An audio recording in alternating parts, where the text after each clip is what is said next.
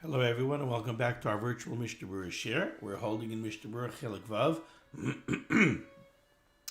We will be learning today Yetz Hashem, Daf Samach Aleph Amid Aleph, and I hope a good piece of Samach Aleph Amid Beis. We have a little catching up to do. We're holding in Hilchos Rosh Hashanah, Siman Tafkuf Pei Vav, and we are in the midst of Sif Chaf Aleph. Now we already started Sif Chaf Aleph and we did some of the Mishnah Berurah on Sif Chaf Aleph, but I'm going to read the Mechaber from the beginning of Sif Chaf Aleph to provide proper context. Says the Mechaber, Shofar shel Rosh Hashanah, the shofar that you need to blow on Rosh Hashanah, ein mechalalin alav Yom Tov. We can't be mechal Yom Tov in order to facilitate being mekayim the mitzvah of shofar. We can't be mechal Yom Tov in order so that we should be able to blow shofar, to hear shofar. Even if we're only going to be over on an Isser D'Rabbanan. Now that's surprising because the mitzvah of Kol Shofar, the mitzvah to hear the shofar blowing, is a mitzvah say midaraisa. The Mechaber is telling me you can't even be over an Isser D'Rabbanan in order to be Mekayim the mitzvah say daraisa of shofar. And we learned the Mishnah Berurah yesterday. The Mishnah Berurah explained to us that even though you have the asay daraisa of shofar, it's not doicha if you're going to be over a daraisa. It's not doicha the lois asay and the asay of not doing malacha on Yom Tov. And even if it's only a derabanan, in the words of the Chavetz Chaim, he'emidu divrayim b'sheva al taisa b'mekayim asay. The Chazal, the Rabbanan, they gave chizuk, they gave strength to their decrees, even in the face of a mitzvah say daraisa, if it's a case of sheva al taisa. If it means that passively you are just going to sit back and not be mekayim a mitzvah say, so then their decrees remain in effect. Okay, now let's go back to the Mechaber. So the Mechaber said, Ketzad. What would be a case where you cannot be over an Issa D'Rabbanan in order to facilitate being mekayim the mitzvah of shofar? So the Mechaber gave us some cases. Haya ha-shofar b'roisha ilan. Let's say the shofar was up in a tree. Oymei ever ha-nahar. Or the shofar was located across the river. Ve'in lo shofar elahu. And you don't have any other shofar other than the shofar up in the tree or the shofar across the river. Einoi oila be'ilan. You're not allowed to climb up on the tree because that would be an issa d'Rabbanan to climb a tree on Yom Tov. Ve'einoi shat al panei hamayim.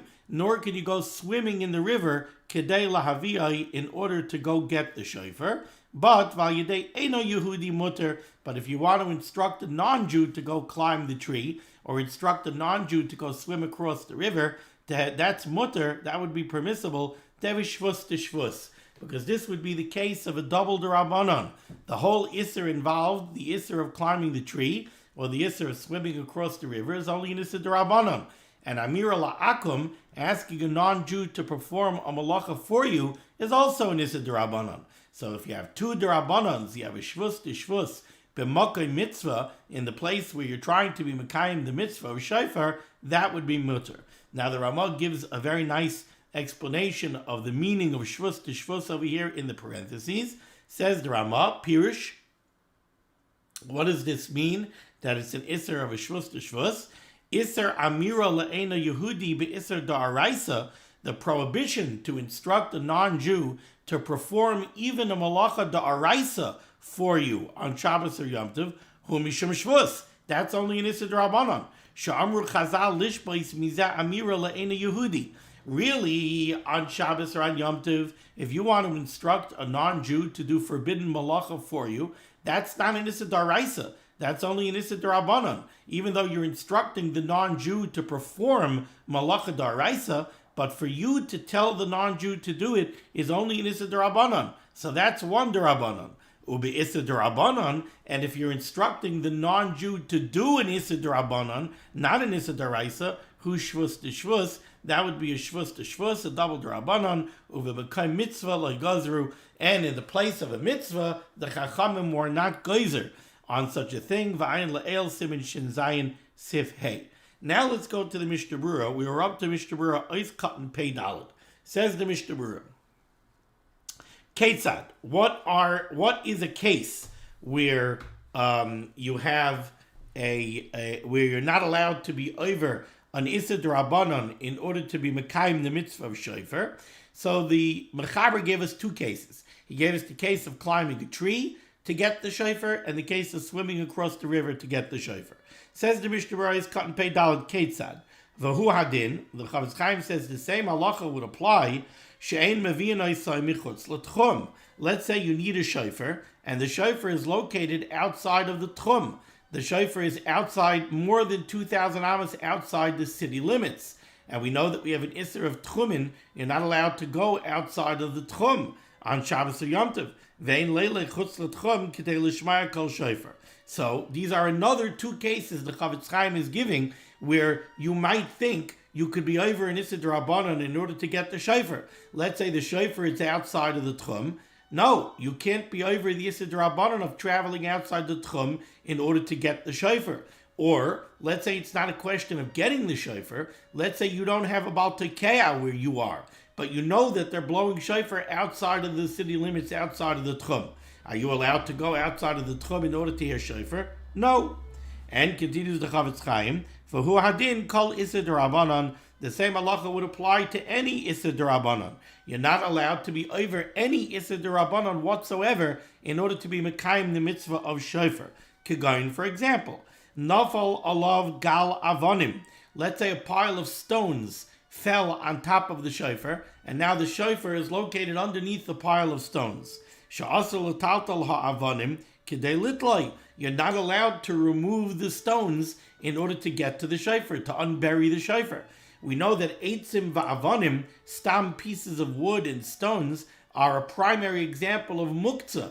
These are items that are muktzah. It is an Issa D'Rabbanan to be metaltal them. You're not allowed to handle sticks and stones on Shabbos and Yom Tov unless they were set aside, unless they were muchan, unless they were prepared before Shabbos or Yom Tov for a particular use. If you went out to your backyard, you knew you needed a doorstop, so you took a big stone from outside and you said, I'm making this a doorstop. If you did that before Shabbos or Yom Tov, then you're allowed to handle the stone. But if you go outside to your backyard, you see stones on the floor, you're not allowed to handle them. So if the shofar was located under a pile of stones, you would have to be over an Issa D'Rabbanan. You would have to be over the Issa of Muktzah D'Rabbanan in order to unbury the shofar to get to the shofar. Says the Chavetz Chaim, you're not allowed to do that. V'chein, similarly, im tzarech lesakein ha-shofar b'chaticha v'chadoime. Let's say you need to repair the shofar in order for it to be usable lahalacha. Let's say, for example, we learned earlier that in certain cases, if the shofar has a crack in it, the shofar is puzzle. So let's say the shofar has such a crack, but it's a very big shofar. The minimum share of a shofar is a tefach. Let's say this shofar is 6 or 7 tefachim long, and the area that's cracked, you could cut it off. So right now, the way the shofar is puzzle. But I want to cut off the cracked area of the shofar in order to render it kosher. Would you be allowed to do that? Well, it depends. What kind of tool are you using? If you're using the normal type of tool that would be used to cut the shofar, that would be an Issa D'Oraisa. But let's say you're using a tool that's not generally used for cutting a shofar. So then, if you cut the shofar, you would only be over an Issa D'Rabbanan because that would be doing a malacha shaloi kedarkoi. You're not doing it in the normal fashion. That's only an Issa D'Rabbanan. Says the Chavetz Chaim, you wouldn't be allowed to do that on Yom Tov either, because you're not allowed to be over the Issa D'Rabbanan in order to facilitate shofar blowing. Let's see it inside. V'chein, similarly, im tzarech lesaken ha-shofar b'chaticha v'chadoima, if you need to repair the shofar through cutting it or something else, da aser al yedei atzmai, you're not allowed to do it by yourself, afilu b'kli she'ein derech ha'umnim lesaken bay. Even if you're going to use a type of tool that's not generally used for that purpose, so that it should only be an Issa D'Rabbanan. Even though that's only an Issa D'Rabbanan because it's malacha shaloi kedarkoi, gam kein aser, it's still aser because, like we learned, you're not even allowed to be over on an Issa D'Rabbanan in order to facilitate being mekayim the mitzvah of shofar. Ois katan pehei ve'ein ois shot al pnei hamayim. If the shofar is located across the river, you're not allowed to swim across the river in order to get the shofar. Swimming is an Issa D'Rabbanan. You're not allowed to be over an Issa D'Rabbanan in order to be mekayim the mitzvah of shofar.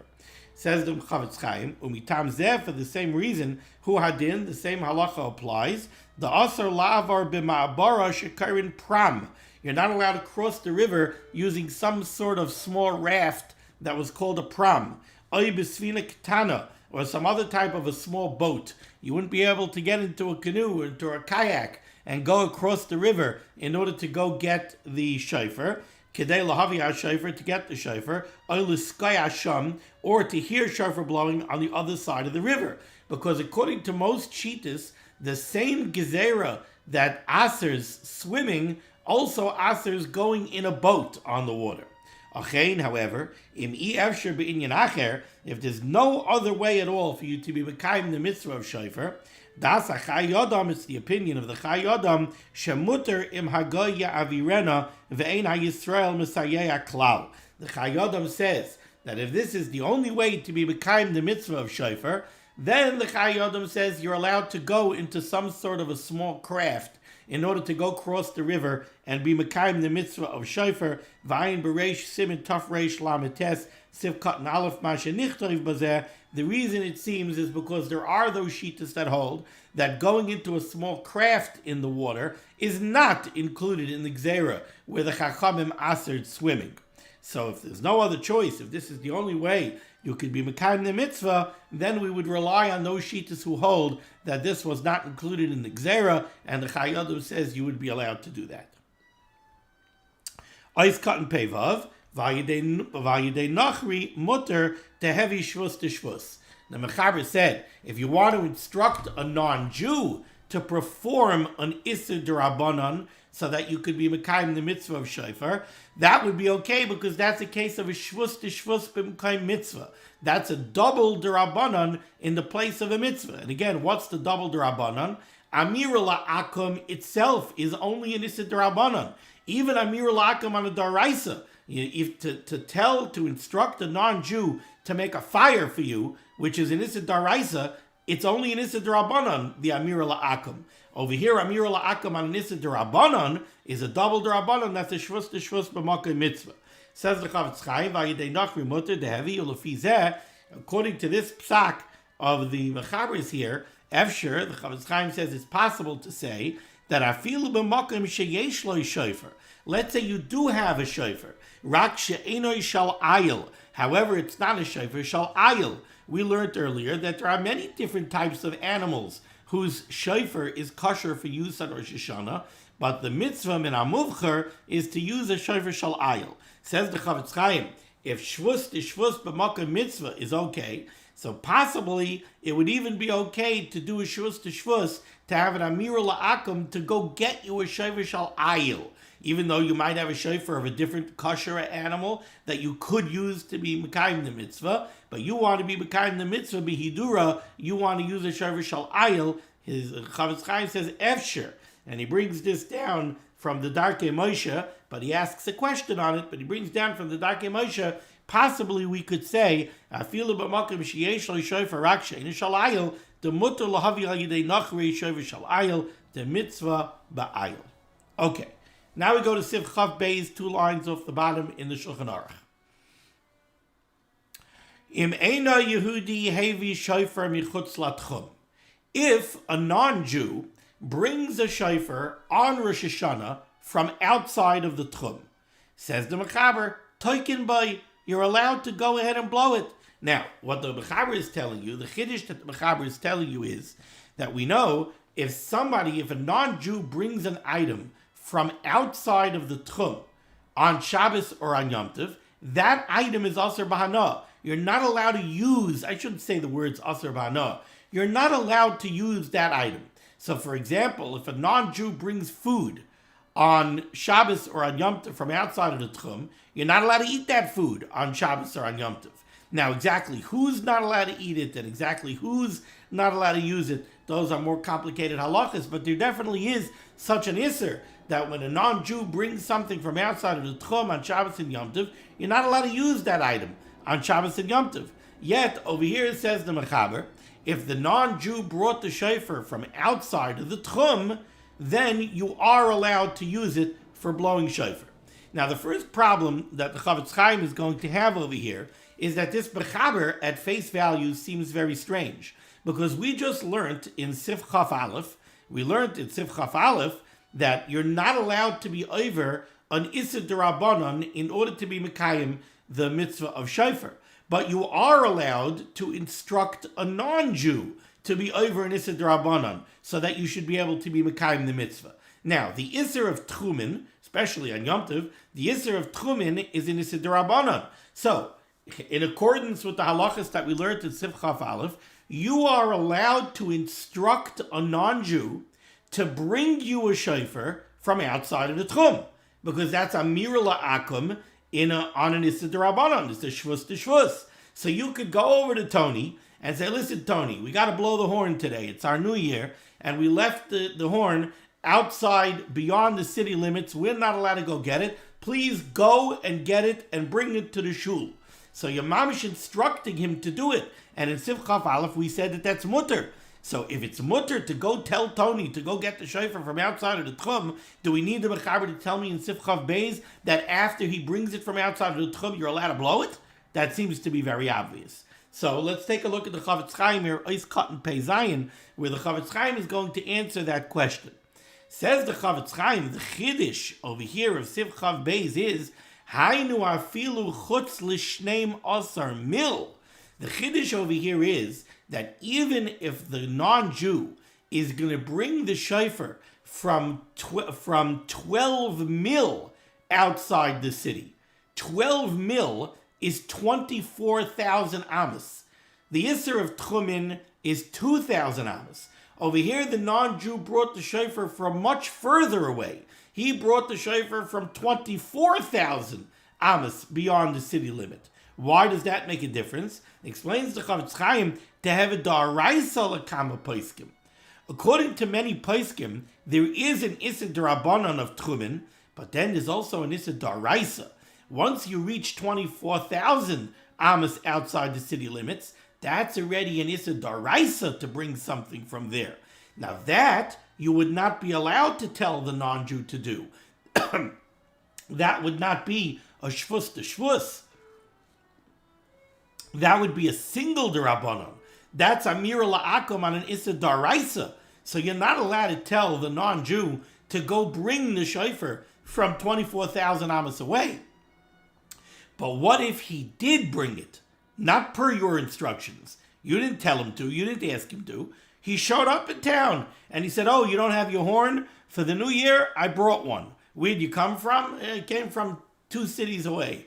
So you know that he came from outside the Tchum Daraisa. Says the Chavetz Chaim, that's the Chiddush that the Mechaber is telling you here in the Chav Beis. Hainu afilu chutz l'shtei masar mil. Even if the non-Jew brought the shofar from beyond 24,000 amos outside the city, to have a daraisa l'kama poskim, so what he did was an issa daraisa according to many poskim. V'im kain, and if so, lidid hu, for the Yidden themselves, asar loimer la'akim lahaviyai. They would not have been allowed to tell the non-Jew to bring it, because in the previous Sif, it's Sif Chaf Aleph, we were only mater for you to instruct a guy to do an Issa D'Rabbanan, not to do an Issa D'Araisa. Afilu hachi, still and all, im heviyai, if the non-Jew did bring it from beyond 24,000 amos, afilu b'shvil Yisrael, even if he did it for you, you didn't tell him to do it. He woke up in the morning and he said, hey, wait a second. I just realized that today is my Jewish friends' New Year. It's their Rosh Hashanah, and they're going to need the shofar, and I have a funny feeling they don't have a shofar. I'm going to bring them the shofar. So he brought the shofar from outside the Tchum Daraisa, and he did it on behalf of the Yid. He did it for them. Still, mutter l'skayabai. The Chiddush of Sif Chaf Beis is that it's still mutter to blow in that shofar. Why is it mutter? Usually we say that there's an isser to use an item that was brought from outside of the Tchum. Explains the Chavetz Chaim v'hatam, and the reason for this is shaharei davar haba michutz l'tchum mutter betiltul, because the truth is that the whole isser that there is to use something that came from out of the Tchum, it's an isser, it's a prohibition on the usage. There's no isser of tiltul. There's no isser of just handling it. You're allowed to handle it. You're just not allowed to use it. Ve'eino yaser ela ba'achila oy b'hana. If it's food, you're not allowed to eat it. If it's a pillow, you're not allowed to lay on it and derive benefit from it. Tahainu lehistamish boy. You're not allowed to use the item that was brought from outside of the tchum. K'moshe kasav b'simin tavkov tesvav sivhei. That's our halacha that we learned earlier in Hilchos Yom Tov, in Chelik Dalet, in Chelik Hey, in Siman Tavkov Tesvav Sivhei. Now, how does that apply to a shofar? These people who now want to use the shofar that Tony brought from outside of the tchum in order to use it to be mekayim the mitzvah, eina chashuva hana. That's not called using the shofar and deriving benefit from it. Like we said earlier in this Siman, we said that mitzvah slav lehanois nitnu. A mitzvah, when you use something to be mekayim a mitzvah, we don't call that hana. We don't call that you derived hana from the item. Why? Because mitzvah slav lehanois nitnu. When you do a mitzvah, you're doing it to serve the Rabbeinu Shalom. You're doing it to be mekayim mitzvahs Berurah. That's why you're doing it. You're not getting it for hana. You're not getting it for pleasure. So mitzvahs lavli hanois nitnu, and therefore the usage that you have out of this shofar is not a prohibited usage because that's not considered hana. Okay, so far what we have over here is the Mechaber told us a chiddush over here in Sif Chaf Beis. In Sif Chaf Aleph, the Mechaber told us you're allowed to instruct a non-Jew to be over an Issa D'Rabbanan to bring you a shofar so that you should be able to be mekayim the mitzvah of shofar. So in Sif Chaf Aleph we learned you could instruct a non-Jew to go 3,000 amas outside the city limits, to go outside the tchum, which is an Issa D'Rabbanan, to bring you the shofar so that you should be able to be mekayim the mitzvah. And the reason that's mutter is because it's a shvus d'shvus, it's a double D'Rabbanan. Here in Sif Chaf Beis, the Mechaber tells me even a bigger chiddush. Let's say the non-Jew brought a shofar from outside the Tchum D'Araisa. He brought it from more than 24,000 amas outside, 24,000 amas outside the city limits. So he did an Issa D'Araisa. You didn't instruct him to. You wouldn't be allowed to instruct him to. For you to instruct him to do that would only be a single D'Rabbanan, and that would be Aser. But he brought it on his own. But he did it for you. Even though he was over an Issa D'Araisa and he brought something from outside the Tchum D'Araisa on your behalf, he did it for you. Still in all, you're allowed to use that shofar. You're allowed to use that item that came from outside of the Tchum in order to be mekayim the mitzvah, because that's not considered prohibited usage. Because that's not called getting hana from the shofar, because mitzvah slav lehanis didn't. Now continues the Chavetz Chaim, and the Chavetz Chaim now covers another possible problem with a shofar that came from outside of the Tchum. When we come Makom, nevertheless, says the Chavetz Chaim, Aser l'taltaloi b'rechav ha'ir. This shofar that came from outside of the Tchum, you would not be allowed to carry it outside in the street. She'ena misukanai samavui shalah b'tzuras ha'pesach. If you don't have an Erev. Remember, what we colloquially call an Erev is an area that is enclosed by multiple tzurais HaPesach, by lechis and strings, right? That's a kaira and a lechi. That's what we call an Erev, even though technically it's not really an Erev. When we say an Erev, we're referring to the Eruv Chatzeros. The enclosure, is made out of a tzurais HaPesach. So the Chavetz Chaim is pointing out, if this shofar was brought to town from outside of the Tchum, and you don't have an Erev in the city, then you're not allowed to carry this shofar outside. If you do have an Erev, so you have the area is enclosed by Tzuras HaPesach, and you have an Eruv Chatzeros, then Nechsheves Kabayis Umutal Taltal Bekula. Then you don't have a problem of carrying the Erev.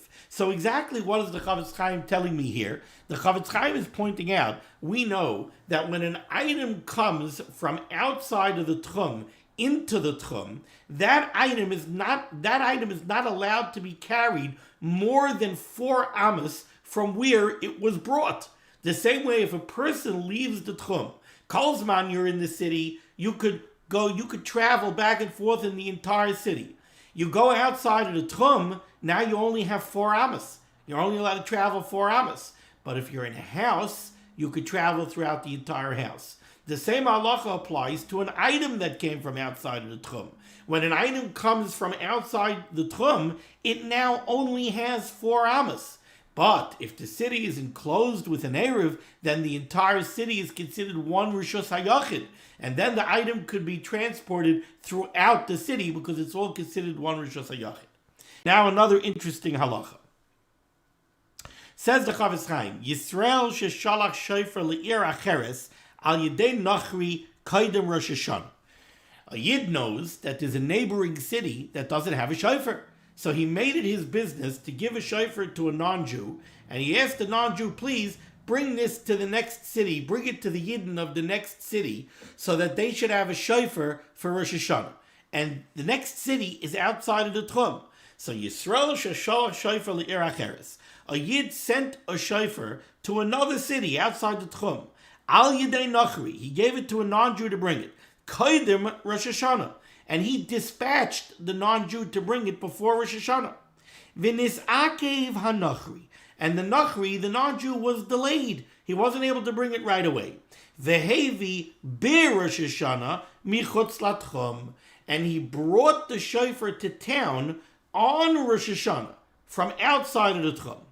U'bnei ha'ir lo yadu sheyishlachu lahem shofar. And the people of the city had no idea that this shofar was being brought. So again, we have city A and city B. City A and city B are far apart from each other, so that each one is outside the tchum of the other city. The people in city B don't have a shofar. There's a Yid in city A who realizes that the people of city B don't have a shofar. So before Rosh Hashanah, he gave a shofar to a guy, and he said, do me a favor, bring it to city B. The guy went to bring it to city B, and he got delayed on his trip. He showed up in city B on Rosh Hashanah.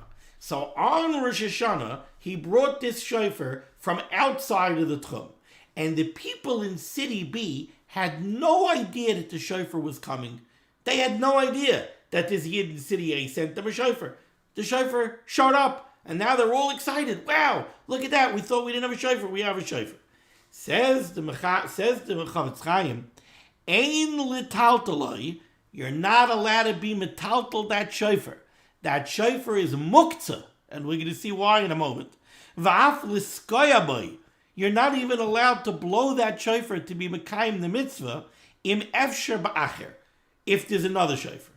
If there's no shofar, or b'shas chak, if you have a real shas chak that they don't have any other shofar, yesh lahatir, then you could be matir to use this shofar. But if there's any other shofar, you're not allowed to use it. Umekar din zeh, and the source for this interesting halacha, nisbar b'soif siman tavkuf tezvav b'haga, is explained by the Ramah earlier in Hilchos Yom Tov in siman tavkuf tezvav, ayin sham b'mishnah Berurah. What's the problem over here? The problem is a very interesting problem. The problem is a problem of muktzah. The problem is that this shofar came from outside of the tchum. The people of this city, when from their perspective, was this shofar muchan for use on Yom Tov? Was this shofar considered something that was prepared for use by them on Yom Tov? No, it came from outside of the tchum. They had no way to get the shofar. So for them, it wasn't muchan.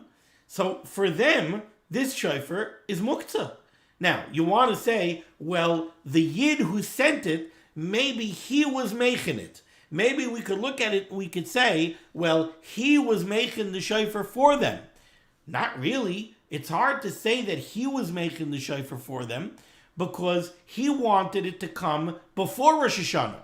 He had no intention that the shofar should show up on Yom Tov. His intent was that these Yidden in City B should have the shofar in their hands before Yom Tov. So they would have been making it for use on Yom Tov. So he wasn't making it for them. For them, it's not muchan because they had no idea that it was coming. So if this shofar is not muchan, the shofar is muktzah, and now the shofar cannot be used. However, b'shas chak, the Mishnah Berurah said you could use it if you have no other shofar, because there are other shittas who look at it and say no. The Yid who sent it clearly wanted the shofar to be used on Rosh Hashanah, so he was making it for Rosh Hashanah use. It's not pshat that he sent it to them so that they should receive it before Rosh Hashanah and they'll be making it. When he sent it, that was an act of hachana already for them. Okay, interesting halacha. Now we go to the next halacha of Sif Chaf Beis. Let's go back to the mechaber on the bottom line. For hu adin, the same halacha applies. Im asa eina Yehudi shofar b'Yom Tov.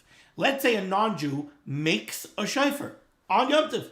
So the non-Jew actually manufactured the shofar on Yom Tov. Mutter l'skayabay. You're allowed to blow that shofar. Says the Mishnah Peches, Im asa anachri afilu b'shvil Yisrael.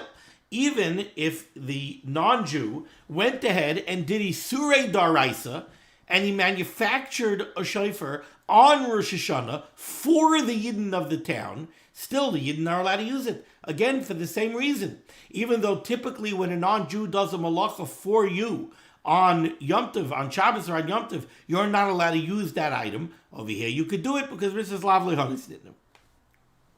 However, says the Chavetz Chaim, Umayri, we must be discussing a case, Sha'asa hanachri mikeren shaloi, where the non-Jew manufactured the shofar out of a horn that belonged to him. Deloi heavy muktzah, so that the shofar is now not muktzah.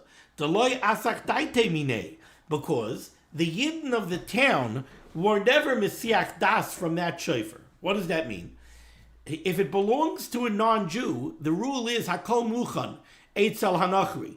Everything is considered muchan when it comes to a non-Jew, because a non-Jew has no isser malacha. So we don't look at a horn that belongs to a non-Jew and say, it's not muchan for Yom Tov use. Yes, it is.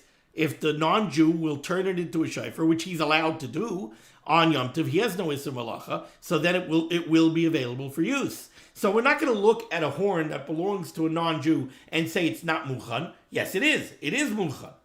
So there's no problem of muktzah if the horn belongs to the non-Jew. Aval mikeren shel Yisrael. But if the horn of the animal belongs to a Yid, and now the non-Jew took it on Yom Tov and made a shofar out of it, then this shofar is asur b'tiltul, it's muktzah, and you're not allowed to be metaltal it, and you're not allowed to blow it. Why? The hahevi muktzah denoilad. Because what is this horn? This horn is muktzah. It wasn't muchan for Yom Tov use. It's an item that belongs to a Yid that the Yid has no possible use for, because the Yid's not allowed to make a shofar on Rosh Hashanah.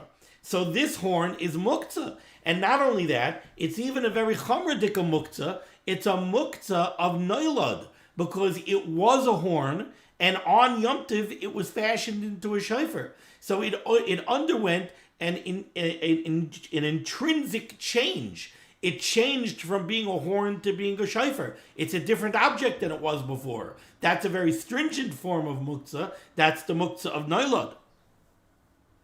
And says the Chavetz Chaim,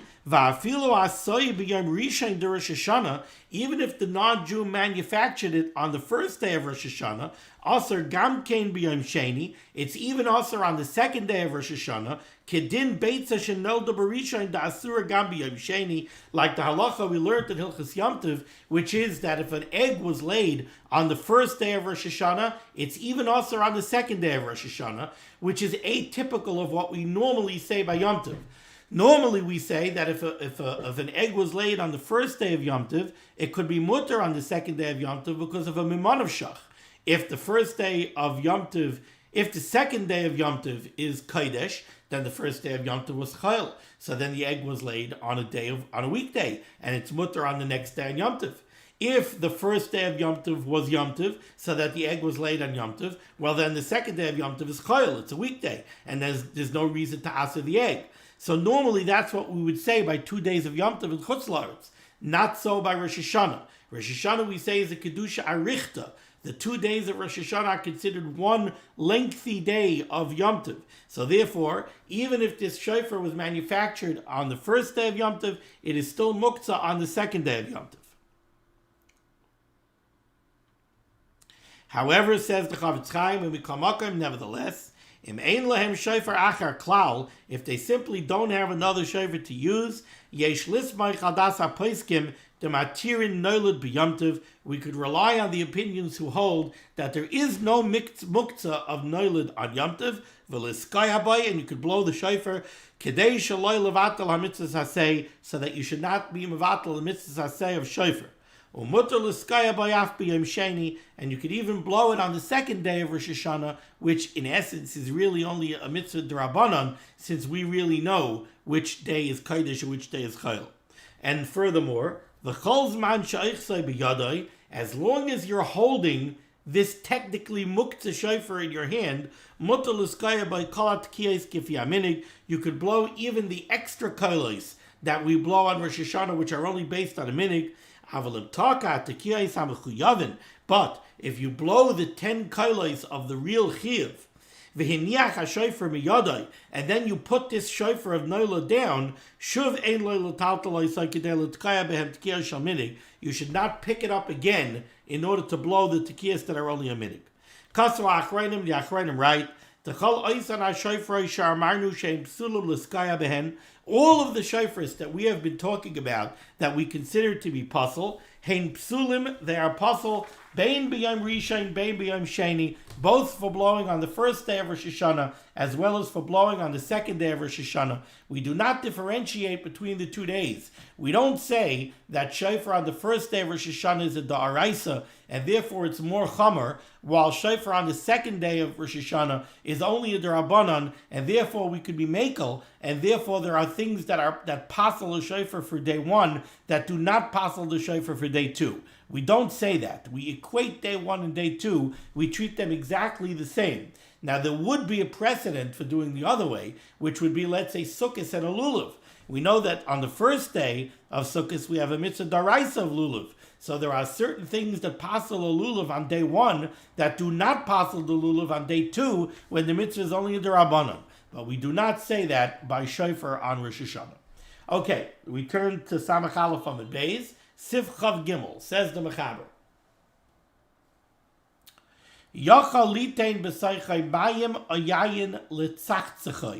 You're allowed to pour water or wine into the shofar in order to clarify the sound of the shofar. This is based on a Mishnah in Rosh Hashanah, Amud Beis, which says that you're allowed to pour water or wine into the shofar. Somehow that has the effect of clarifying the sound of the shofar.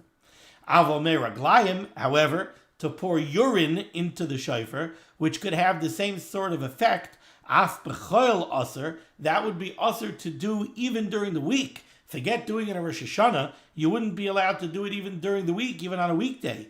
Mipnei hakavod, because of the honor of the Rabbinic Shalom. To take a dvar mitzvah, like a shofar, a chevet shal mitzvah, and pour urine into it, that's a disgraceful thing, and it belittles the mitzvah in the eyes of the people. You're pouring urine into a chevet shal mitzvah, can't do that, mipnei hakavod. Says the Mishnah Berurah, nice cut and pay test. Yachal litain. The halacha of the Mechaber was that you're allowed to pour water or wine into the shofar. Now, what's the chiddush of this? And this is a very difficult Mishnah Berurah. Says the Mishnah Berurah over here, Afal gav de misaknoi bekach, even though you're making some level of tikkun on the shofar, you're doing some act of repair or fixing or improvement to the shofar by pouring in wine or water into the shofar. And we know that there's an Isser on Shabbos and Yom Tov of makeh b'patish and tikkun maneh. You're not allowed to fix things. You're not allowed to improve things. You're not allowed to repair kalim on Shabbos and Yom Tov. Over here, this is mutter. Why? Says the Chavetz Chaim. Kevan delay minkara milsa deheve uvda dechayil. Because there's no obvious uvda dechayil here. There's no obvious weekday activity. When somebody sees you taking a liquid and pouring it into the shofar, it's not recognizable that you're doing some kind of a weekday activity, that you're doing an act of tikkun maneh. Why isn't it obvious? Shaharei madichin kelim b'yom tov shari. You're allowed to wash dishes on Yom Tov. There's nothing wrong with washing the dishes on Yom Tov. So if somebody sees you standing by the sink and they see you holding a shofar, and it looks like you're washing a shofar. You're taking water, you're putting it into the shofar. Nobody is going to look. It's not obvious to anybody that you're doing any kind of iser, and therefore it's mutter. Now, in Sharatzian Ois Katan Kuf Lamed Aleph, the Chavetz Chaim points you to the Ritva as the source for what he's saying over here. Now, if you look at the sugya in Rosh Hashanah, if you look at the Mishnah Lamed Beis Amud Beis, Rashi by the Mishnah says the reason this is mutter is because it's not a tikkun. Let me see if I have the actual words of Rashi here. I think I do. Rashi says,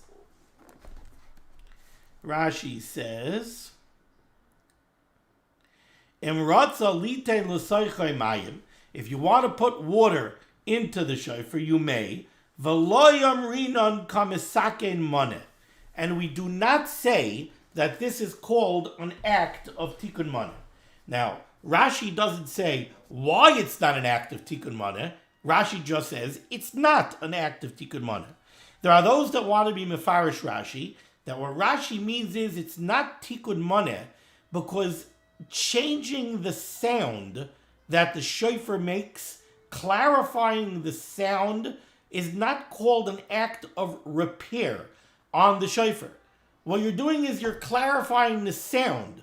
You're not doing something to the shofar. You're not repairing the shofar. It's not as if, let's say, the shofar had a crack and you want to glue it, or the shofar had a hole and you want to plug it. That's not what you're doing. You're doing something that's going to affect the sound. That's the way some want to learn Rashi. The Ritva, on the other hand, says, even though it is tikkun, so the Ritva is saying, even though we do recognize this as an act of tikkun, it is still mutter. Why is it mutter? Because it's not minkar, it's not recognizable that you're doing an uvda d'chayil. So this is a fascinating Ritva to me that needs a little bit more research. Exactly what is the Ritva saying? The Ritva is saying, we're not going to say that tikkun maneh is always mutter if it's not recognizable as tikkun maneh. I don't think we say that. It sounds like the Ritva wants to say that even though there is a certain level of tikkun, and therefore it would be considered uvda d'chayil, this is not uvda d'chayil, because it's not recognizable as uvda d'chayil. That's what the Ritva sounds like to me, but it bears a little further research. Okay, let's finish off this Siman, Ois Katan Tzadik. You're not allowed to put urine into the shofar b'pnei hakavod. Pirush b'pnei kvaydai sham makom. It's not because of the kavod of the Baal Tekeah. It's not because of the kavod of the shofar. It's because of the kavod of the Barei Olam, of the Rabbinic Shalom. Shalo yiu mitzvahs bezuyos alav. It's so that mitzvahs shouldn't become belittled in your eyes. If you pour urine into a shofar, that makes the mitzvah look disgusting. So it belittles the mitzvah. By belittling a mitzvah, we're really lessening the kvod shamayim. V'lachein, therefore, says the Chavetz Chaim, afilu ha'matokeh moichel al zeh. Even if the Baal Tekeh says he doesn't mind, gam kein aser, this still would be aser. Okay? Thank you so much for joining me for limud HaTorah. I thought we would get a little bit further, but so be it. The Rebbeinu Shalom should send the schus of limud HaTorah. The Rebbeinu Shalom should send Yeshua's refuahs and parnasa to all, and we should be zeicher to see the Bias Gal Tzedek b'meher v'yameinu. Amen. Be well.